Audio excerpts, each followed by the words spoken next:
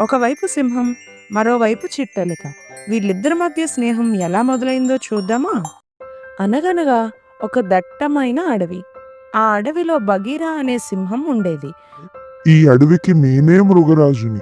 వేగంలో కానీ బలంలో కానీ నన్ను ఎదిరించే జంతువు ఈ అడవిలోనే లేదు. అడవిలో ఒక చిట్టెలుక ఉంది. అందరూ దాన్ని చిట్టి అని పిలిచేవారు. బయట ఎండ చూస్తే చాలా ఎక్కువగా ఉంది. ఈ ఎండలో తిరిగితే నా గ్లామర్ దెబ్బతింటుంది. అసలే ఈ అడవికి రాజుని. నల్లబడిపోను. కాసేపు ఏదైనా చెట్టు నీడలో కునుకు తీద్దాం. హా! అప్పుడే తెల్లారిందా? గబగబా రెడీ అయి మీటింగ్కి బయలుదేరింది చిట్టెలుక.